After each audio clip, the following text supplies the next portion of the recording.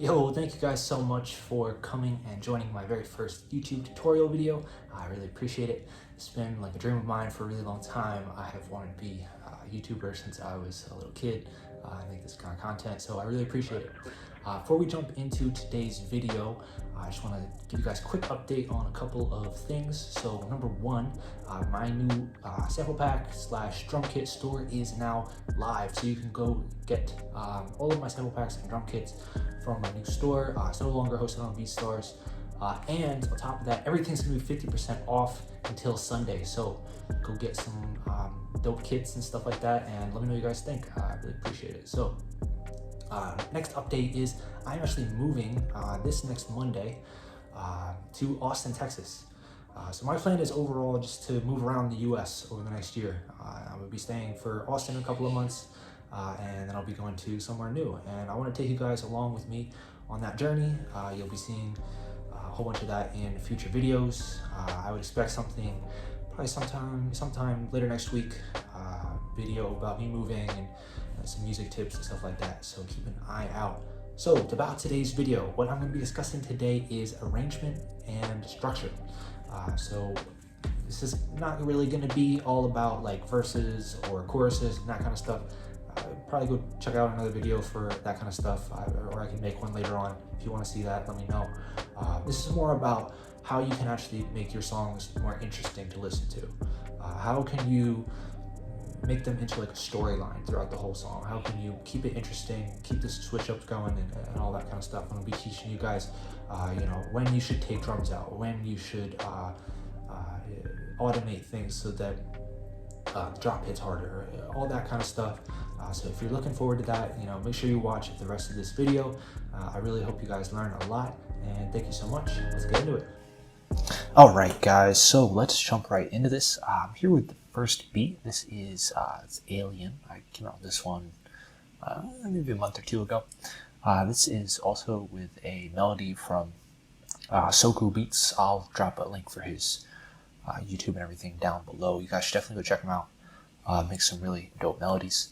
Before we start getting too crazy with stuff, I just wanted to break down sort of the overall structure of everything.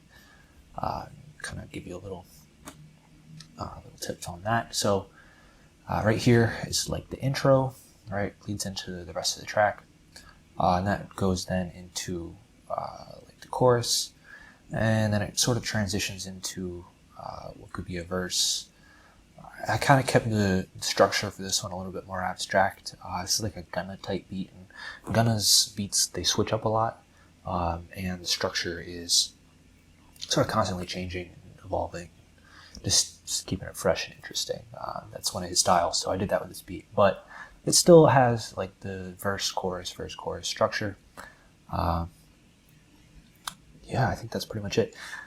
Let's see. So we'll just start off with the melody, and I'll show you guys some of what I do with that. So one of the big things is automation. So I'll be talking a lot about that.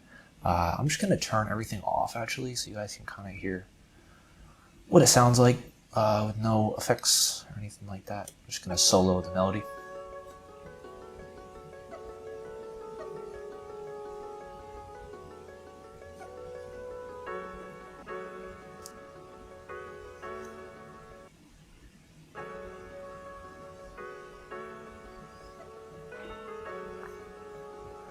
I had to turn that off, but it's fine.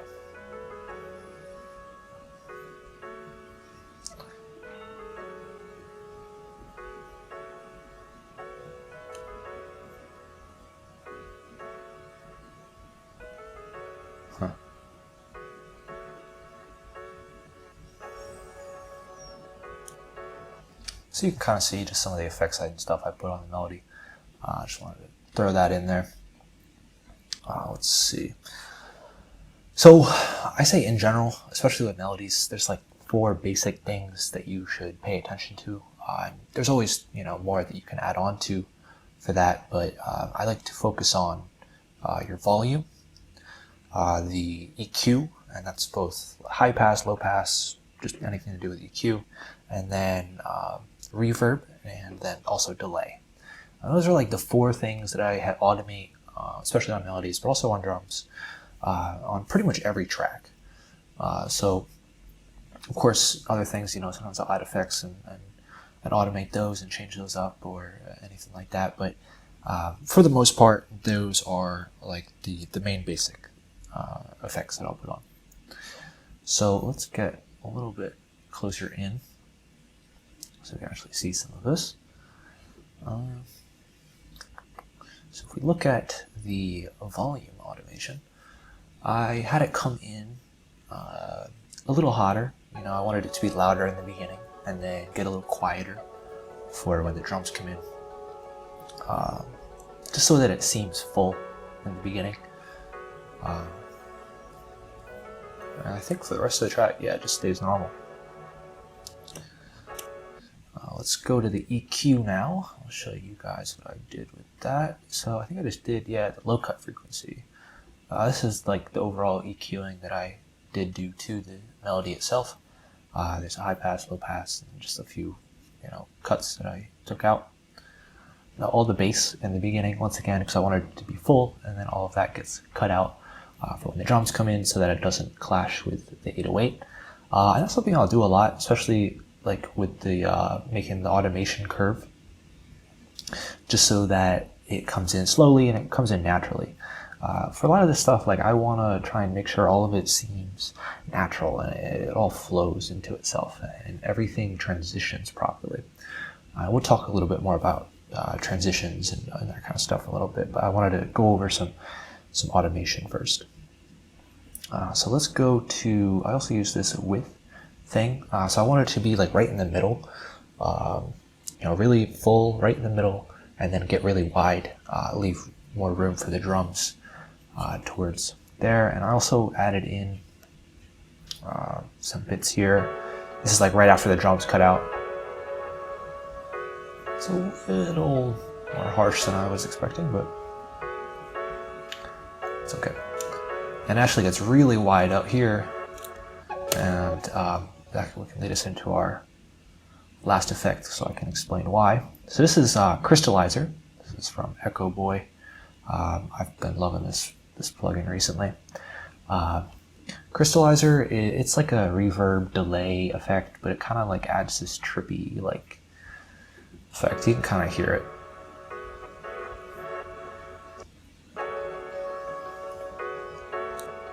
So it gives it that little effect, and this is a really great thing for drops, especially. Let's see, where is this? I just used the default thing. I just messed with some of the settings. I don't remember exactly what I did, but yeah. So you can see kind of what I did throughout the melody for that. I'll go to some of the more important parts, I guess.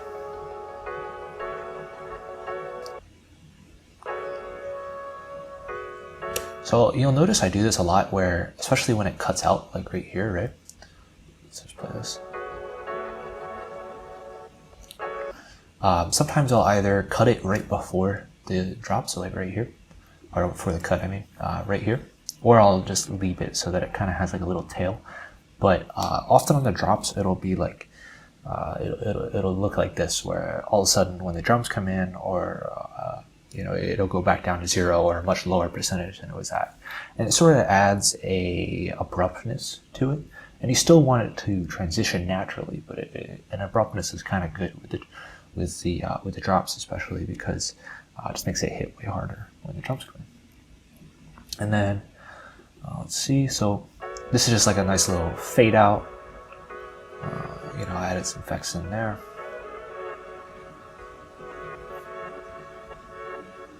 Yeah, I think that is pretty much everything for the melody. Let's see. Yeah, okay, let's go on to the drums now. The fun part. Or at least the fun part for me. So, especially with this type of beat, like I was saying with gunna, right? Like, there's a lot of little switch ups and stuff. The next beat will be much, much more simple. But still the same principles. So there's lots of like little cuts and stuff. If you look at all these drums, right, like lots of little cuts, especially in the beginning parts, like right here, over like a new bar section. And you'll notice too, I think what I did, yeah, so right here, I automated the melody so that it had this effect when there's no drums. It was kind of getting like a little crystallizer effect going. Right. So yeah, like lots of little cuts. I always take little parts out. I'm never afraid to like take parts out for my drums, especially every like at the end of like the bars section, every like 2 bars, for example here. Just take out like a little bit. You want to just have it add a little extra emphasis, a little extra something, so that it comes in a little harder. And that's like one of the main things I do a lot in my drums, is just take things out. You'll hear a lot of people, you know, it'll be like the drop will just be like everything just flows into itself instead of like having parts that are cut out. And it actually doesn't transition as well. It doesn't really flow as well because it's super boring, right? Like you want the drop to kind of hit a little bit more. So that's one of the main reasons I do that. I also switch up the kicks a lot, as well as the hi-hats. I think I can go into the hi-hats in a little bit, but switch up the kicks a lot. And like when they come in, like you can see here, like my kick doesn't come in until this next bit. We'll play this.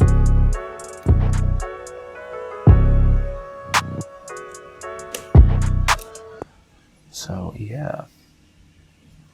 Let's see. Let's talk about the hi-hats, because especially with this type of beat, like I was saying, gunna, there's a lot of emphasis on the hi-hats. It kind of keeps the flow of everything, and especially with like the triplets and stuff, and it's just like one of the major elements of the beat. It's also partially the BPM. With lower BPM beats, usually you'll have a lot more hi-hat activity just because there's more room for it. Higher BPMs, like stuff like 160, things like that, you usually have more like a simple 2-step pattern. And, you know, of course there's exceptions to that, but that's sort of the rule I tend to follow.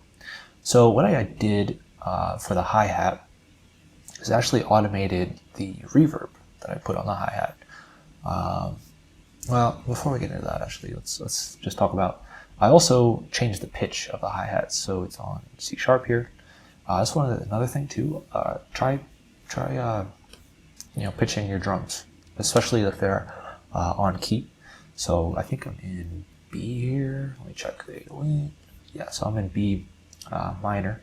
So try and stick within that scale, and I'll usually try and, yeah, like this part's on B. So I change up the pitch of the hi-hats a lot, just to help keep things interesting, and you know, just add a little like change up effect to some of the parts. But let's go back to the reverb like I was talking about.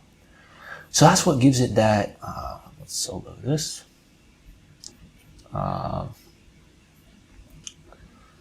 Let's see. So that's what gives it that little like effect. And I think this is actually the first beat that I did that on. It just sounded really cool, and it was like a nice little transition effect. And that's actually like when these drums go out, right? That's when this is playing like this, when you hear the rest of it. Let's play it.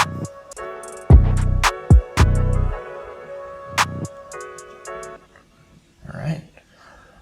So what else is there? What else? Yeah, I think that's pretty much everything else for the drums. Let's see. You know, I did some panning on the 808s just to like add a little flavor in. We can play that in.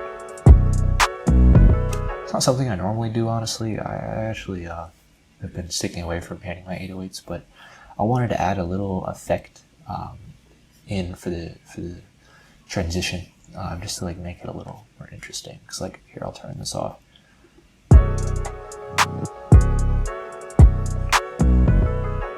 Well, I think that messed it up. Great. Well, whatever. You guys get the point.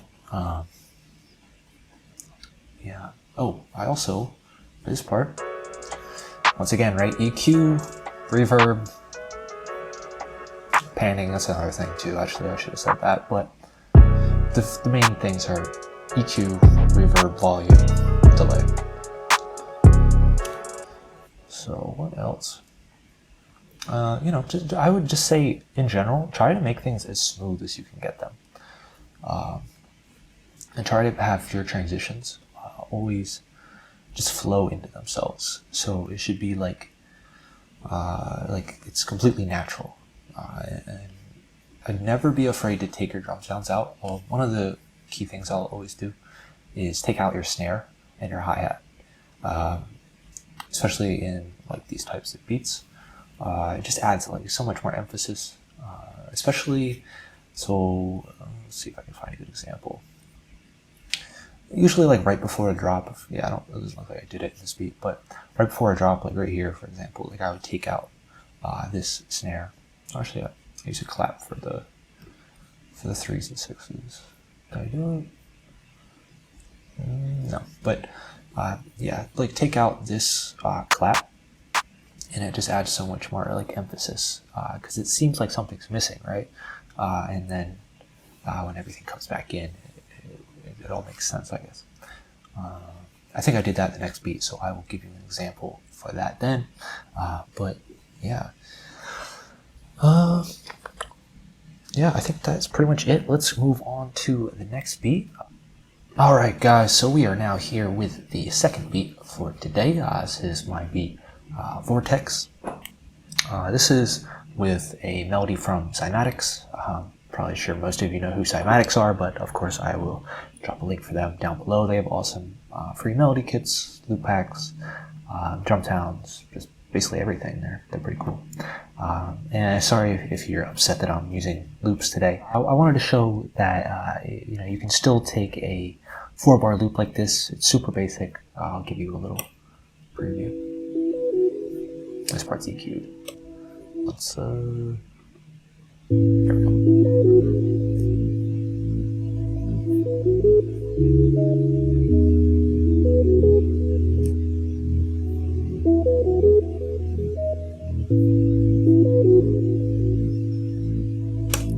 So super simple melody, right? It's only 4 bars, and it just repeats over and over and over again. But if you actually listen to the whole beat, it still is interesting throughout the whole thing. And there's so many change-ups and little things that I add that keeps everything flowing together, keeps it just interesting. I feel like I said that like 100 times, but hey, whatever. So let's talk about how I did that. So once again, right, EQ, reverb or delay, and volume. So we'll start off with volume. Just turn it down in the beginning, and I did this with the drum sounds as well, just so that it kind of comes in a little bit more smoothly and builds up to when the drums really come in. So I think that's the only thing I did. Yep. Let's see, crystallizer now. So I did this. I added this on once again. I believe, yep, just the default setting. Probably played it again with some stuff, but I added this in just at transition points. Play this one.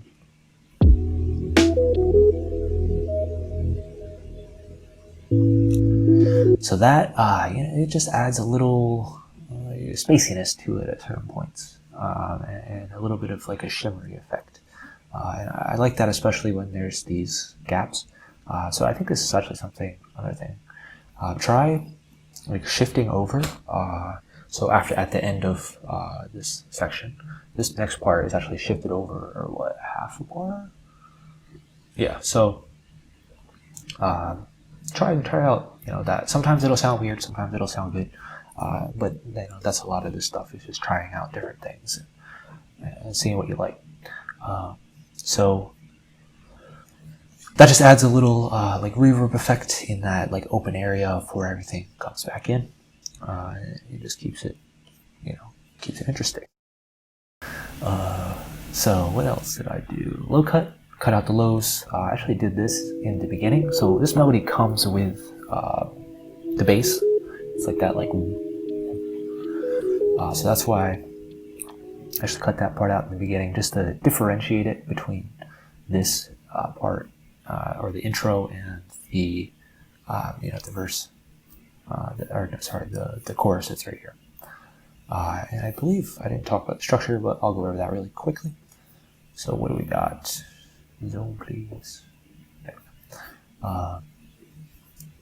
So yeah, it's just like chorus, verse, chorus, verse, chorus, verse, outro, intro. Yeah, super simple. Structure-wise, and this beat's like, it's got 4 drum sounds. I mean, this open hat only comes in for 8 bars. So, yeah. Let's see, where was I? Oh, right, talking about the EQ. So, I cut that part out, and then this part transitions up, and then right here again, right, like cuts out right when the drums come back in. Let's listen to this. So no bass into a whole bunch of bass. And that's another thing, like, I would also play around with, like, see how this part here is just a straight line, but also this part's curved, and different curvatures and different things like that. You're going to want to play around with that a lot. And you'll find that sometimes you'll want to have one or the other, whether it's curved or not curved or whatever it is, depending on what you're going for. So let's play this part. Actually, I think it's something kind of cool.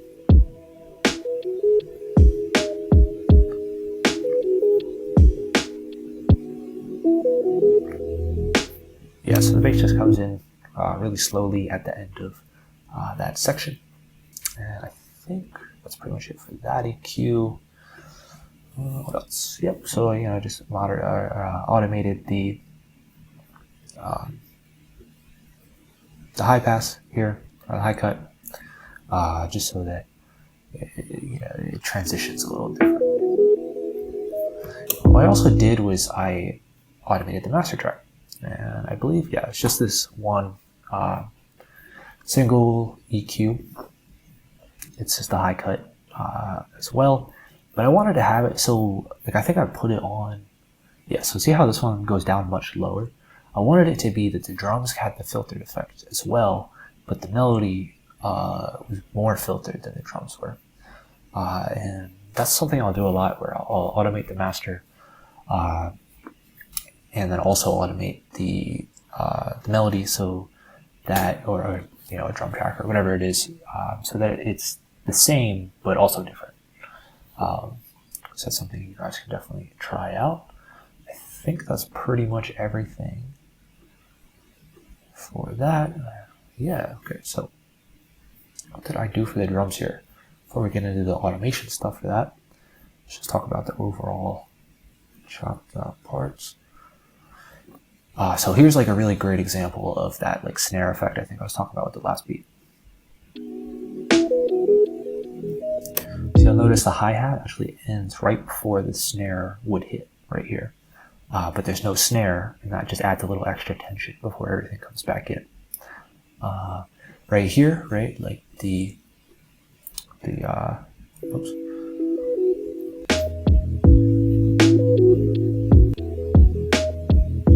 So it's a super subtle effect, and that's a lot of this stuff. It's just like little tiny things, but it just sort of switches up the bounce and the flow of it. It just keeps it interesting throughout the whole track. Once again, right, took that snare out. I think I do that a lot in this one. This time, I actually do it in the beginning. So let's play. I'm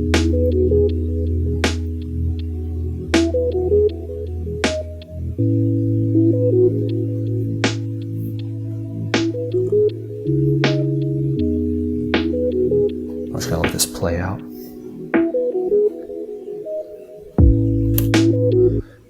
So yeah, there you go. Did I do anything else too crazy? Yeah, a lot of the stuff, guys, is just like taking out certain parts at certain points and just playing around with it until you can get something that you like. This one you'll see, that's another technique I'll do a lot. Take the hi-hat out really early. And just that snare effect, the snare sort of acts like an ending point. Especially, like, I believe, yeah. So let's see. Yeah, this is when I spiked up that crystallizer effect so that it sort of shimmers out like that. And that snare really acts as like a nice, like, right for the end. Hopefully that makes sense. Oh, the last thing for the drums, I believe. So when I was making this beat, and this is another thing I'll try to do a lot, I actually try to pretend like I'm an artist, right? Like I'm trying to rap over this beat, or I'm imagining like who's all going to be on this. So I was thinking probably someone in this first section, and then maybe it's a feature, and they come in for this last verse here, and you'll hear.